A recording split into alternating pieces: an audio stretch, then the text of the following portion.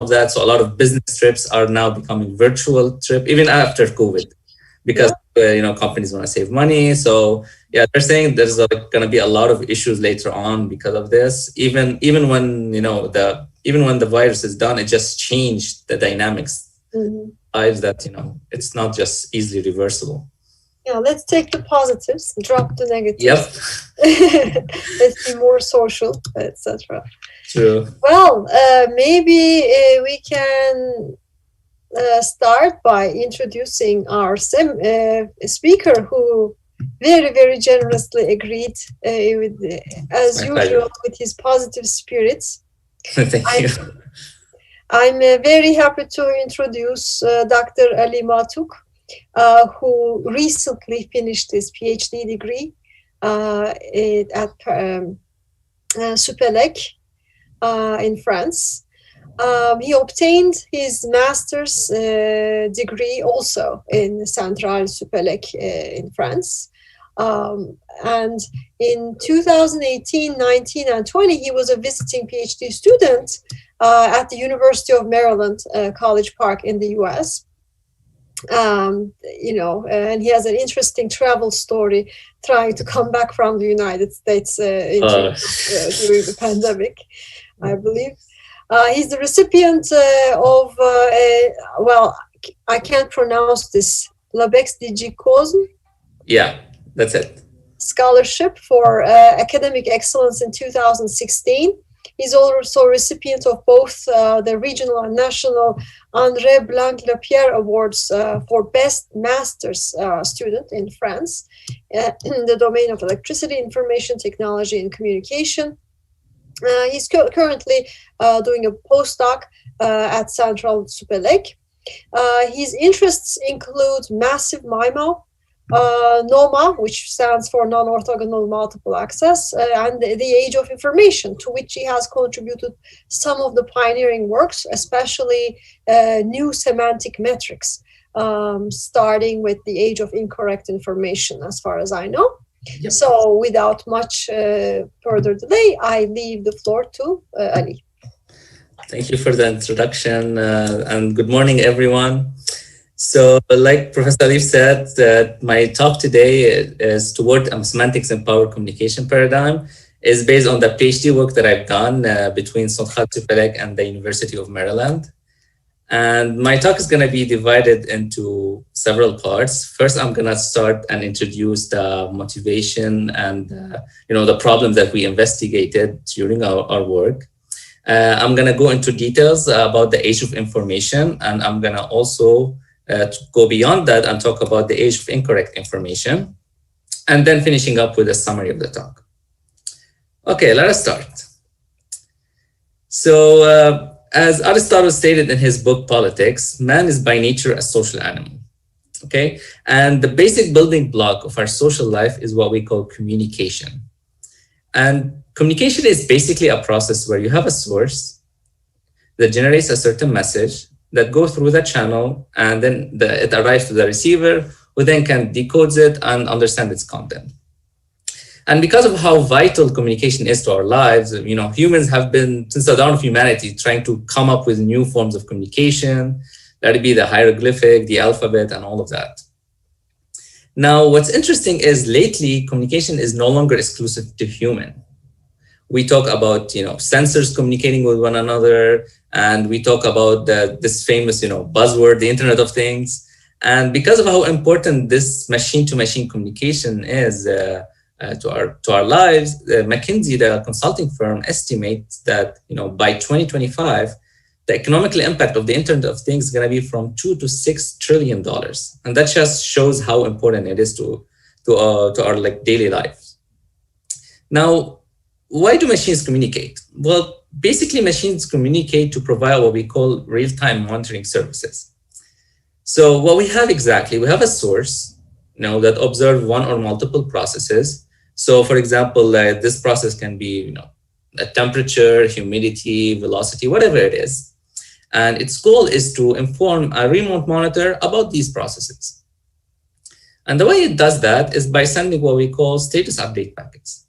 Basically, these are just packets that says, okay, at this time, the value of the process was equal to this. Okay. Now, these packets can either be generated by the sensor at will. The sensor can decide whenever he wants to sample and just send this packet, or they can arrive stochastically without its control. So basically, we have this type of scenario. We have data samples or update packets. We can use these words interchangeably. They go through to the buffer of the source, and then they are sent through the channel, and they arrive to the monitor.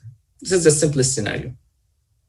Now, what's interesting is we can have a combination between the source and the receiver. So we can have, machine to machine, machine to human, human to machine. And the channel can be any combination of both wired or wireless links. Okay. Now, some examples for such services, we have robotics control, when we're trying to control a robot that's so far away. And, a simple example is the Mars Perseverance rover that's, been receiving a lot of buzz lately. And we have industrial monitoring where we could have, sensors that collect data of the plant and then forward them to a central controller, for analysis and stuff like that. Vehicular networks where, vehicles can communicate with one another to, exchange information about velocity, position, and maybe like traffic jams, stuff like that. And we have environmental monitoring where you could, put sensors in a certain area of interest and, gather data about the temperature, humidity, wind levels, stuff like that. Now, the most important question is, how do we optimize these networks? Like, how can we get the best performance out of them? Well, basically, we need to ask ourselves first, what is our goal in such networks? So, first of all, based on what I just said, our goal is to make sure that the monitor is up to date on the process that is observed by this remote source. And we also need to keep in mind that the information has the highest value when it's fresh. What do I mean by that? Basically, suppose you have a buffer where you have two packets, one that tells you, the velocity of the vehicle a few seconds ago, and one that tells you what the velocity was like an hour ago. Of course, the one from a few seconds ago means much more to you than the one from a long time ago. Now, traditionally, when we had like networks, and we want to optimize, usually we adopt one of two approaches.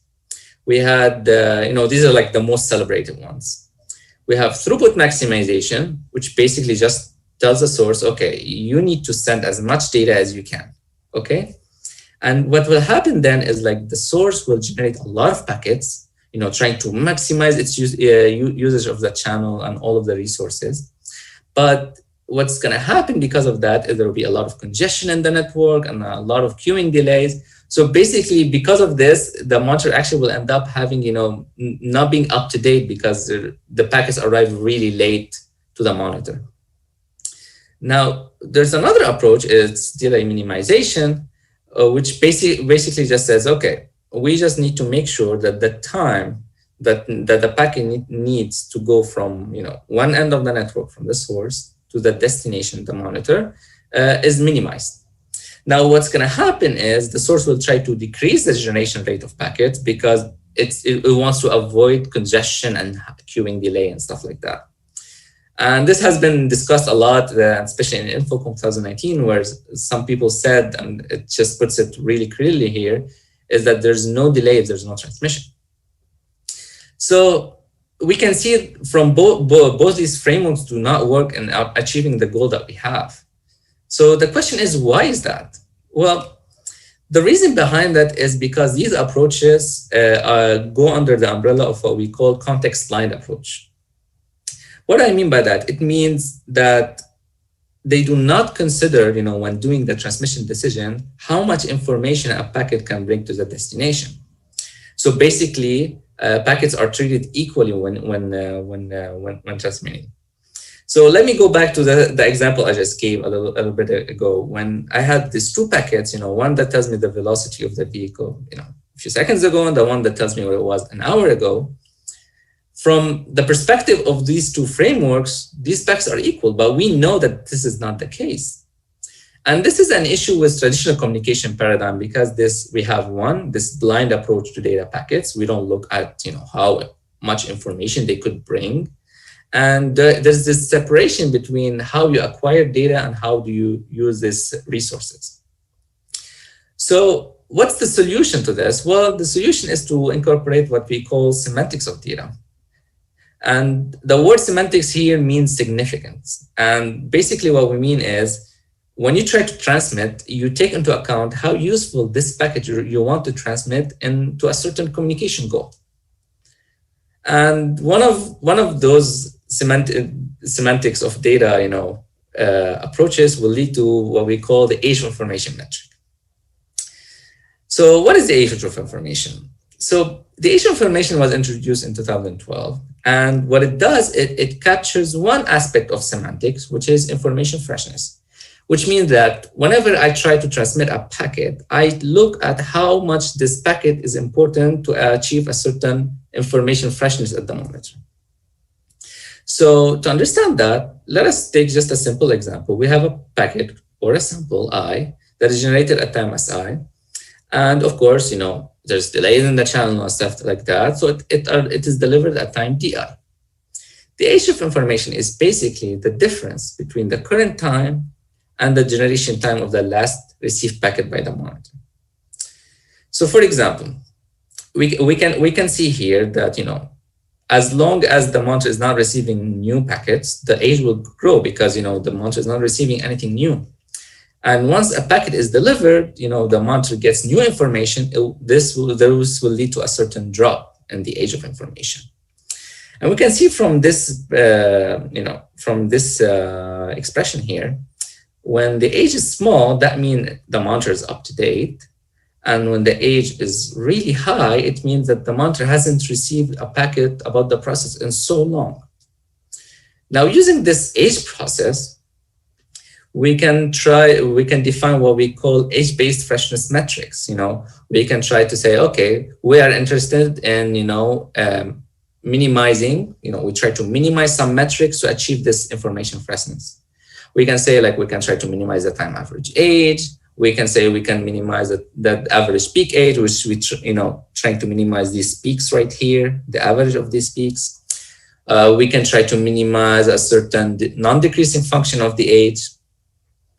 And this has been done a lot in the literature. So there have been a lot of work where, we try to optimize age-based freshness metric in queuing system. We try to find expression of these age metrics. We try to some people showed that the last generated first serve queuing discipline is optimal in multi-hop networks. There have been a lot of proposition of optimal sampling policies to minimize the age for delay channels. And also age was incorporated in scheduling decision, when you try to decide which user gets the channel. So there have been age optimization in broadcast networks, and there's been scheduling in single and multi-server systems. So there have been a lot of literature work on the age metrics that I just talked about. And people even went beyond that, and they said, let's see if there's some relationship between the age and more fundamental metrics. So they're able to show that the error is actually a function of the age when you take samples, you don't look at the information process. And when you have a plant and a controller that are governed by a linear time invariant system dynamics. But in general, they were able to show that just because you maximize the freshness or minimize age doesn't mean you are having the best error performance. So as you can see, there have been a lot of research efforts in this direction. Now, what's the issue with the age? If I ask you, what's your first impression about where it can fall short?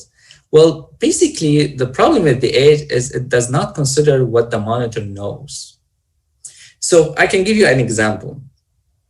If you have a sensor in a certain room, okay, and this sensor is trying to gather temperature data of that room and relaying it to maybe your smartphone or whatever it is, a remote monitor. Suppose you have this information, you know that the temperature is equal to 20 degrees Celsius at this instant. Just because you haven't received information from the sensor in so long doesn't mean you are doing something wrong, because maybe the temperature did not change. So that's the issue with the age, is it penalizes you even when, just as long as you're not receiving information, you are being penalized. So what that will lead to, it will lead to wasting resources on unnecessary updates, because, if you want to minimize the age, you will have to send packets, even though like the monitor, may have perfect information right now. So that's the issue with the age. So researchers said, okay, then the way we can deal with this is try to take an error approach. We try to define a process at the transmitter x of t, and we consider that the estimate at the receiver is x hat of t. And we just consider x hat of t equal x or u of t, where ut is the timestamp of the last received packet, which basically just means I'll just trust whatever last packet that I get. I'll just take it as the value of the process right now. And what you could do in an error approach is you try to make x hat of t and xt coincide by minimizing one of these three metrics. You have the indicator function here. So by minimizing this, you minimize the prediction error.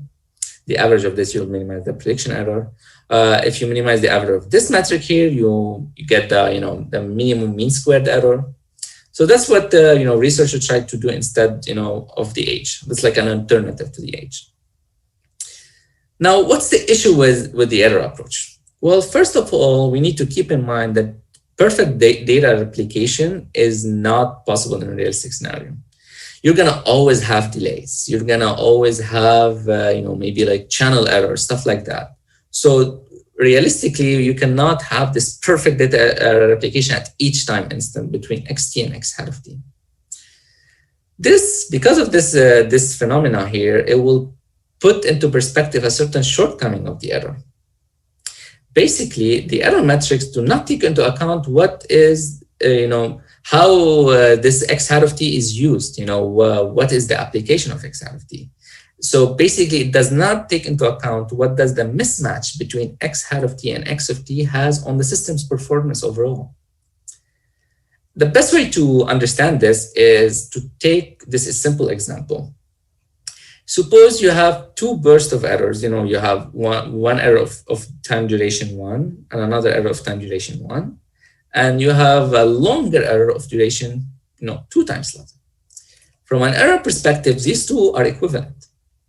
But we know there is a lot of application where this case here is worse because the error took longer to be resolved.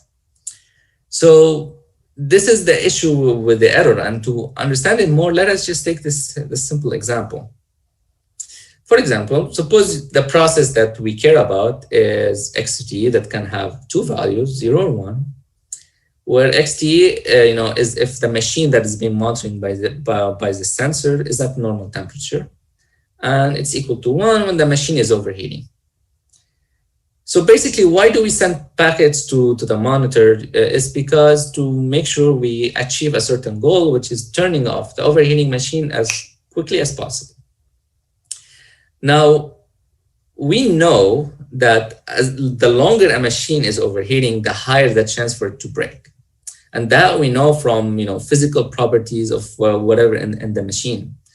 And so if the effect of wrong temperature data after 5 seconds is definitely not the same after, for example, 60 seconds. So basically, to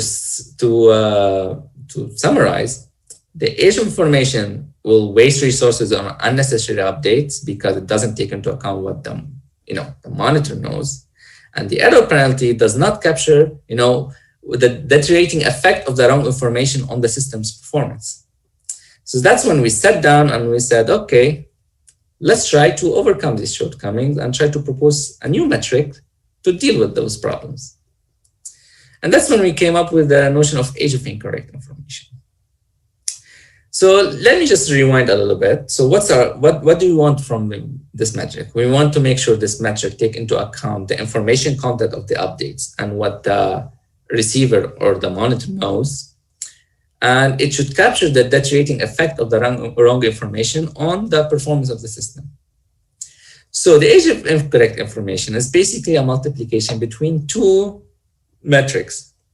We have a time penalty function here and an information penalty function here.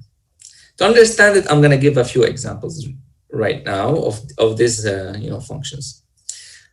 For example, let's just take this simplest one. We just take the function, the time penalty function as t minus vt, where vt is the last time instant where the monitor was in a correct state.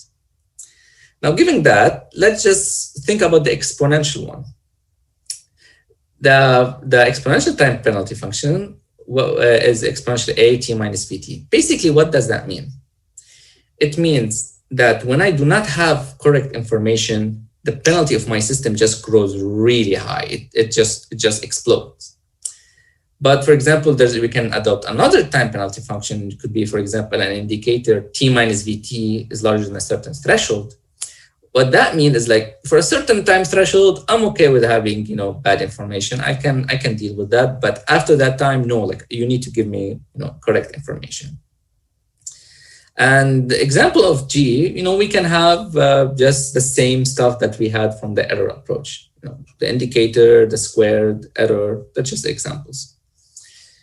So to understand even more, let's just take an illustration right here. Suppose you have a two-state information source, xt, x can either be equal to 1 or 2.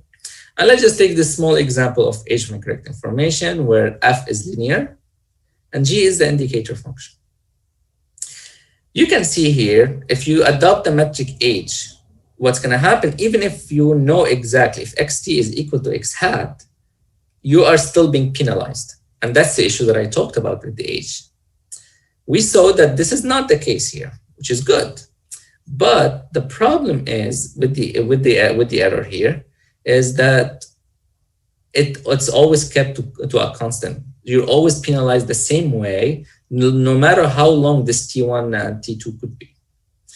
For our case here, no, we are penalized more, the longer this interval of time where you're in an error is.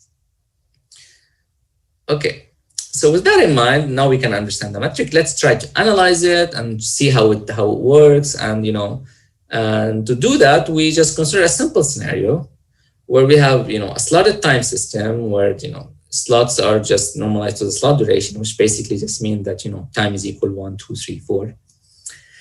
We have an n-state discrete time Markov chain. So this is the information process that the source is observing, such that you can stay at the same state with a probability PR, and you can transition to another state, with probability PT here, PT, to any of the others.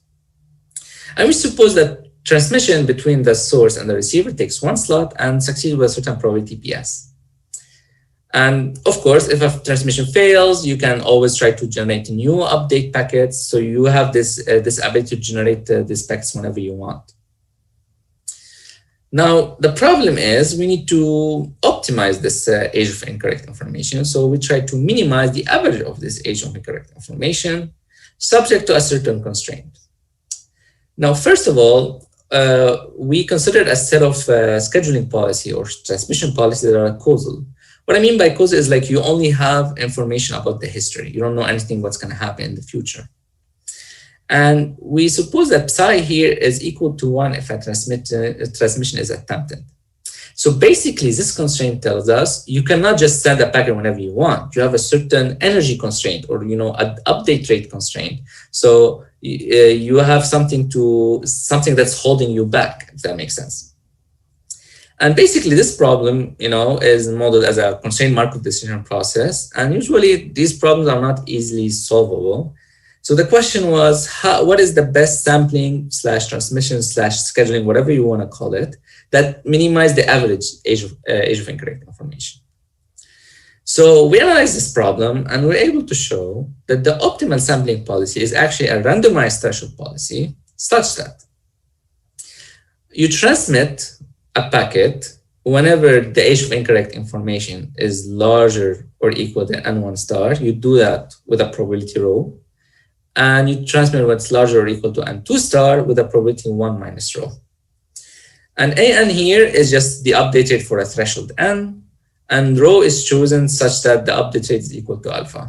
There's a lot of math here involved, but basically we can show that this is the optimal policy for us here. And how do you find this N1 star? Where we're able to show that there's a binary search algorithm that find this threshold for you. Also, in one of our recent work, we generalized this to more general functions, so not just the linear function that I just adopted here. We went even beyond that to any more general function f and got similar results. So now that we have the optimal policy, let's try to compare it with the age optimal policy and the error optimal policy so we understand its merits. So first of all, let's suppose, we have n equal 8, ps equals 0.8, and pr equals 0.5, just like some fixed parameters. We can see that no matter what the alpha is, just to recall, the alpha is the maximum update rate here. No matter what alpha is, our policy always achieve the best average age of incorrect information. And we can see that the performance between the two coincide as alpha tends to 1. And the reason behind that is when there's nothing holding you back, when alpha is equal to 1, it means there's nothing holding you back. What you just do is just transmit at each time slot. That's true for age, for error, for everything. So we also try to compare the two in terms of average age, and we can see that the average age policy for sure is better than us in terms of average age. And we can also note that the gap between the two curves is the largest for low alpha. And the reason behind that is when you are constrained with resources, your decision matter even more. So this is why, the gap between the two are the largest when alpha is really small. It means there's a lot of constraint on you. You cannot update a lot. Okay. Now we said, let's just fix alpha and try to, change the parameters of the information source and see what changed.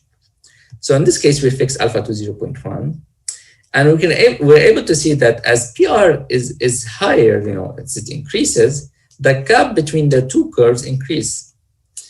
So why is that? Because when you have high PR, there's less changes in the process. I'm just going to go back here.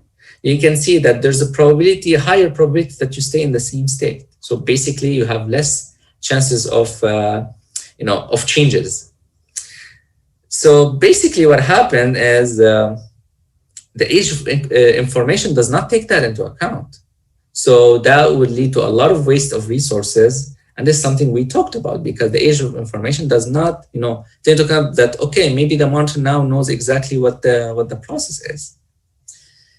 So then we said, okay, now let's try to compare with the error metric. So we took some settings, we took these values here. And the error optimal policy is basically just to send a packet whenever xt is different than x half t in a way that the update rate is constrained is verified with equality. And we were able to show also that, our policy achieved the best average of incorrect information, age of incorrect information. And we can see that the gap between the two decreases with alpha for the same reason as I said for the age one, because when you relax alpha, when alpha is high, nothing holding you back, you just transmit at each time slot. Okay, so that's, we understood how it compares with the age of information and the error. Then we said, let's see some real life application where we can use this metric. So we consider a real-time video stream packet. You have a source that's streaming a certain video and sending it to the monitor. And, the frames of this video are just a one-dimensional vector of length m. And we consider that we have a slotted time system that's normalized to the slot duration, and that t is the video stream duration. We suppose that between the source and the monitor, there's a certain channel, xt, and the source always keeps an estimate of this channel that we denote by x half t. And we suppose that the channel is just a simple two possible values. You can only have two possible values. And such as the probability to stay in the same channel state is PR, and the probability to change to another channel state is PT. And we suppose that transmission error occurs when the estimate of your channel is different than what the channel actually is. So what the source can do is learn the channel using some pilot signal or stuff like that at the beginning of the time slot, which succeeds with a certain probability. But you cannot just train whenever you want. the training incurs a certain cost, and there's a constraint on how much on average you can incur of this cost. So what's the communication goal here? We go back to the communication goal. The communication goal between the source and the receiver is to make sure to the video distortion minimized by trying to like train and sending those pilot signals and learning the channel. So it turns out that the total video distortion is actually the sum of some separate distortions, and where each one is just the time of the error between the channel and the estimate. And turns out that the total average distortion is just a special case of the average of the age of incorrect information, where you have f of t is equal to this function here, and g of t is equal to this function here, where alpha, c, and d are just specific parameter of the video. So if we plot the three policies, the age optimal, the age of incorrect information optimal, and the prediction error optimal policy, for this specific scenario, this t equal 10 to the power 6, alpha 0 equals 6, c equal 2, and d equals 17, we can see that the average of incorrect information, age of incorrect information, achieves the best video distortion. So it's the minimum video distortion. And also we can see that the gap between them decreases when the power budget ratio is high. For the same reason that I've talked about, it's basically because when there's not a lot of nothing constraining you, you just try to train for the channel at each time slot. And that's it. So that's like part of what we've done during the thesis. And just to conclude, so we talked about the semantics of data, and we established a certain performance metric for status update system that takes into account this communication goal.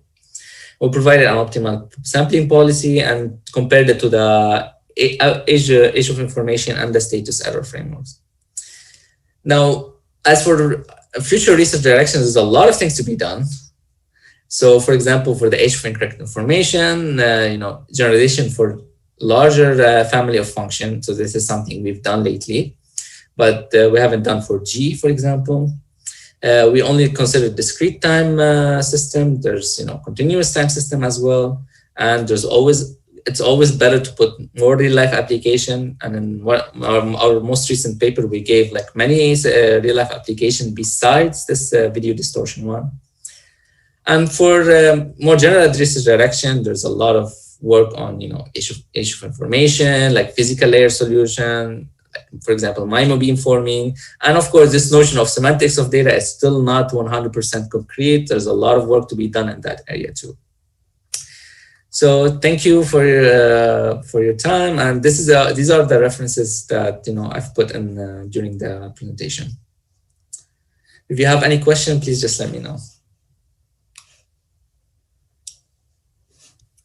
Thanks a lot, Ali. That's really interesting. A very new field, as I try to say in the bio of the speaker. Of course, I'm familiar with it. I'm sort of working in the area, so that's why I'm partial to it. But I hope those of you who are in different fields also found something to take away. Well, I mean, we are all in one way or another involved with IoT. And the new Internet of Everything paradigm. So good to know that how the communication research is sort of changing. True. Well, I personally have a couple questions, unless anybody has questions. So basically, one of my questions is, in your result about age adaptive versus age of incorrect or information adaptive, with alpha not being a constraint. There, you do not consider the effect of delays in the network. Exactly. Yeah.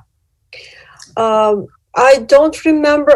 Maybe I should have. I'm being ignorant, perhaps. But in your other work, have you considered delays? So in terms of age of incorrect information, so my work, no, but there's some work with Professor Fremides and the people at NRL.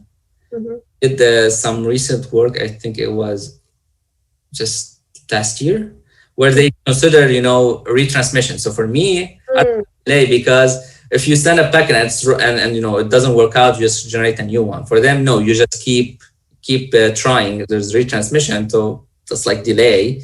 And they studied the system right there. But I didn't work on that yet. Maybe in the future, we'll see. But for sure, there's a lot of things that changes when you have delay versus when you have this control. Does, yeah. If you want to publish a couple more papers readily, you Mhm. could you could True. add delay, because then you would not be only be adapting to the changes in the source statistic, but you would be adapting. I mean, the source. I'm sorry, but you would be also adapting to the channel. So True. definitely that would get you slightly different policies. For sure, that's true. I have another sort of a silly question. I mean, to me, it's like the correct information is aging, right? Okay. So age of incorrect information seems to be double negative to me. Okay. What do you think about that? Okay, I see what you mean. So for me, it's like when we actually had, it's funny because I still remember that I sat down with the professors and we sat down, I think 2019, when we were about to like publish, and we're like, what are we gonna name it?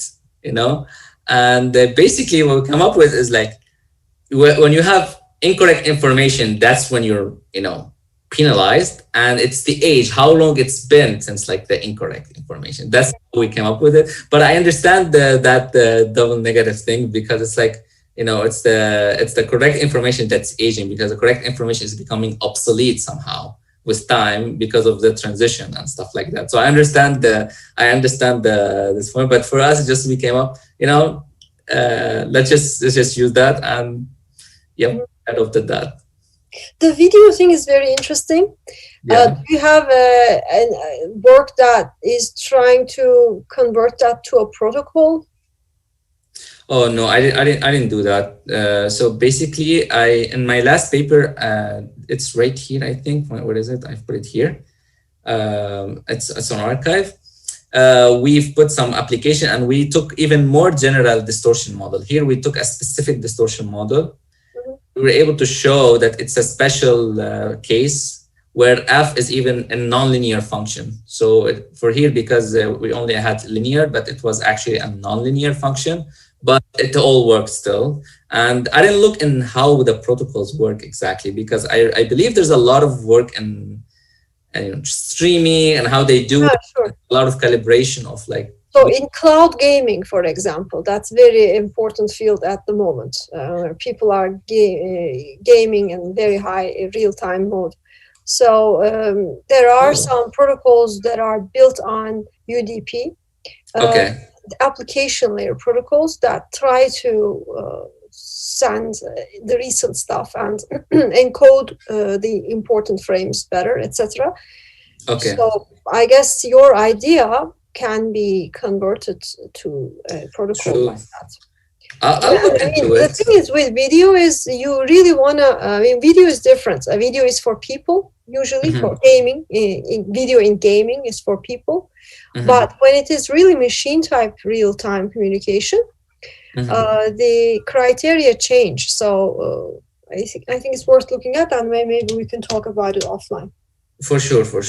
That's the thing, because like in terms of protocol, like I'm not it's like I do not have a lot of knowledge in that regards on how they do it and all of that. I think I've read, like you said, in terms of streaming, they use UDP, and there's a lot of calibration of how many packets you send and the window and stuff like that. That's what I understood. But I understand like this could be somehow like put into a certain protocol. So it's definitely worth looking at. Sure.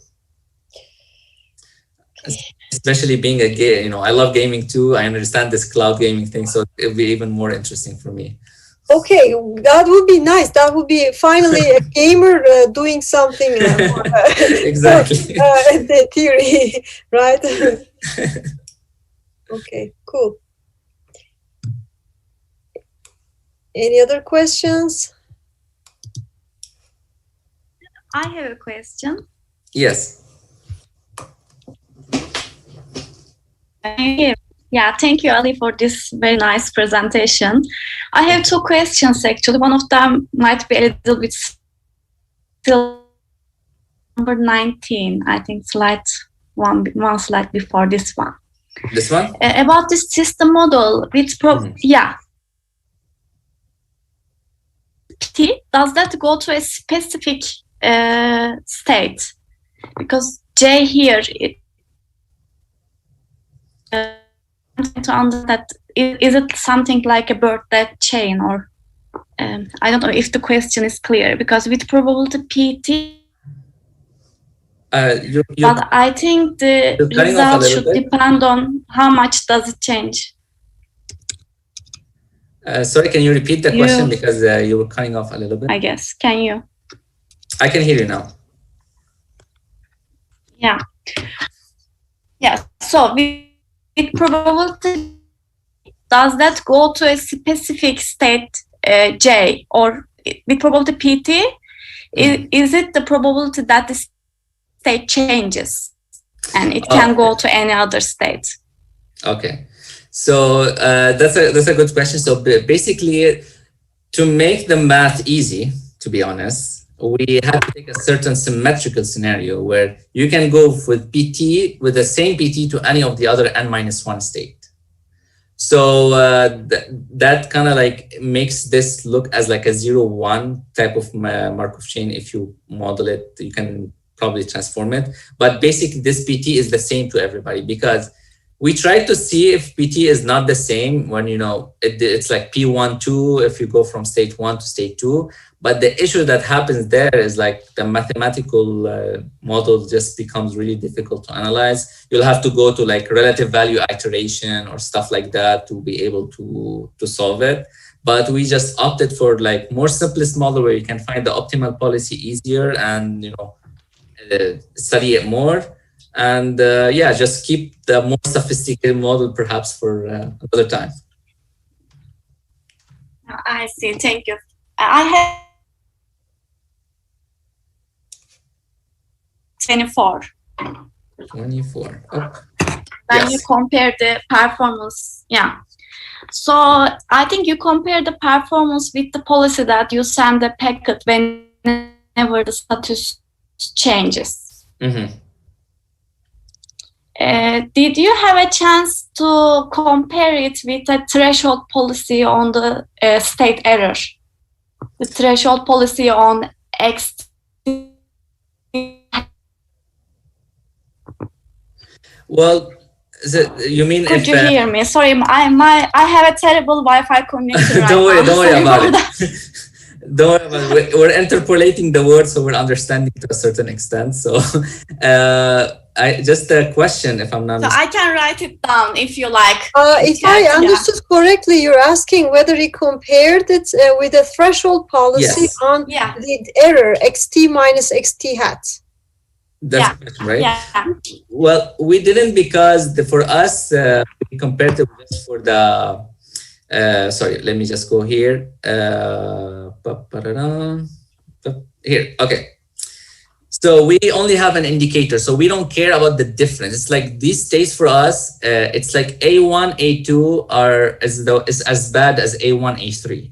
If that makes sense. We didn't consider, you know, A1 and A2, you know, is A1 minus A3 is like worse than A1 minus A2, if that makes sense.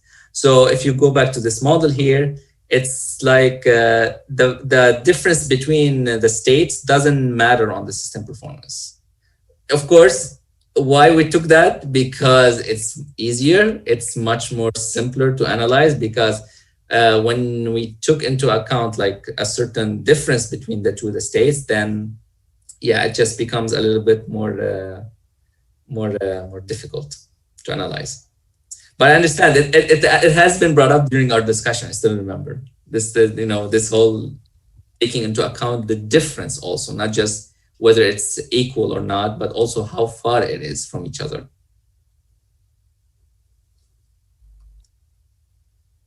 Okay, thank you very much. Thank you.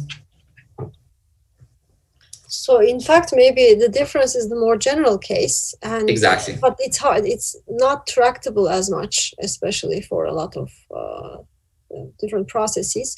Exactly. Your case, your metric is sort of bypasses that. True. To get with the indicator. Yeah. I think there have been some work with some other student, I think, who they are taking like more general ways, but of course it's like the math becomes more, you know, intricate. It becomes more elaborate. You'll have to like try to go to like more algorithm that, you know, take some time to solve the problem. They are not exactly like a threshold policy as easy as a threshold policy that I have here. You have to do relative value iteration and stuff like that to actually get what you want. In a lot of cases, you may not need that detail, but True. it's worth checking this in control systems. Exactly. So that's another direction. There's a lot of directions. Like there's only 24 hours in the day. So. Yeah. Okay. Well, that's very interesting for us in general. Good. Thank you so much for giving this talk. Elif Tuğçe, who asked the question, is another new faculty member here. I don't know if you guys know each other. Who is it? Elif Tuğçe Ceren, who just asked the question. She's also a new faculty. I've read her paper. I've never met her before, so it's nice meeting you. I've read because I believe she worked on the age before, right? Yeah. Yes. So I've read some of your papers and. Yeah, the same for me. Wait, I think this age optimal policy here, it's your paper, if I'm not mistaken. Might be. Yeah. I'm pretty sure that's your paper. I still remember, like, because I cited it. Yeah. So it's nice meeting you. So I've read your work. Now I know you personally. So yeah. Well, thanks a lot, Ali. Again, one day, hopefully, when the travel bans are lifted, we would like to host you here in person in Ankara. Thank you. Hopefully soon. Hopefully, we're done with this whole pandemic pretty soon. Any other questions, guys?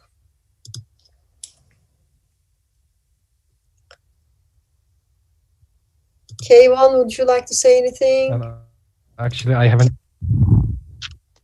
I have an ignorant question, actually. Yes. Probably it's because of, well, the thing is that in age of information policies, the thing is, you say the system does not care, the system does not care that X and X hat are still the same thing. It still penalizes. But the problem here, we solve this problem with semantics in age of incorrect information policy. But what I cannot come up with is that nodes can be age aware. They can be age aware with feedback systems or whatever. But how can they be error aware? How do they know? How can they even have an idea about the difference between X and X hat? How can they be aware of the error function? Okay, that's good. Is it an estimation? Maybe that it's just feedback. So basically, what's gonna happen is when you send a packet, okay, you get feedback that it got successfully delivered. So you know, for example, I sent a packet telling the monitor that the temperature is equal to 20 degrees Celsius, and I get a feedback that that the packet got successfully delivered. So now I always have in my mind that the monitor is going to trust this 20 degrees Celsius and is going to keep using that until I tell him otherwise. So that's how I keep track. So there's some feedback mechanism. Now, if you limit feedback and try to estimate, that's some interesting problems that, come up then. But for us, we have an instantaneous feedback. Everything's perfect. And that's how you can stay aware of the error and the difference between what you know and what the monitor knows. And the scheduling decision is at the transmitter. Exactly. So then when you take decision, you say, okay, so now the temperature is 21. And I know that the monitor the last time he gave me a feedback was 20. Should I sample or not? That's like one way to put it.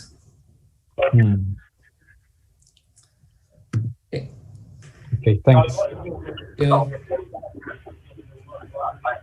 Okay, done. If there are no other questions, perhaps we can thank our speaker. Right. Well, thanks so much, Ali, for visiting us today. Virtually visiting. Yeah. It's good to see you. Thank you for the invitation. I really appreciate it. And it's my pleasure. We appreciate it that you made time. Take care and let's stay in touch.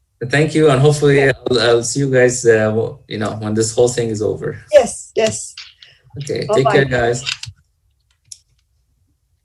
Oh. All right.